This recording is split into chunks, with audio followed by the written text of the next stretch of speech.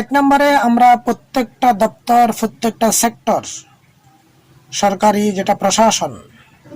Union পর্যায়ে বলেন, থানা, জেলা, রাজধানী, প্রত্যেকটা অফিসিয়াল বিষয়ে দপ্তরে নেতৃবৃন্দ এবং প্রশাসনিক নেতৃবৃন্দ প্রত্যেকের নিয়োগের ক্ষেত্রে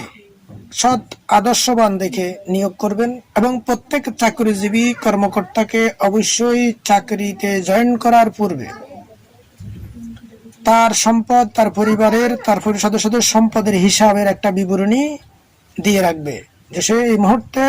সে কত সম্পদের মালিক, তার স্ত্রী সন্তানরা কে কত সম্পদের মালিকের একটা বিবরণী সরকারি কোষাগারে জমা থাকবে তার আবেদনপত্রের সাথে। প্রত্যেকটা অফিসার বলেন, কর্মচারী বলেন। এবং এবার চেয়ারম্যান, মেয়র, এমপি হোক অথবা যে কোনো ধরনের সরকারি কর্মচারী হোক, চাকরির শেষে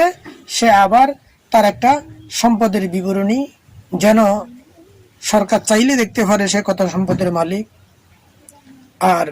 যদি তার আয় বহির্ভূত, তার নির্ধারিত আয় বহির্ভূত কোনো সম্পদ যদি দেখা যায়,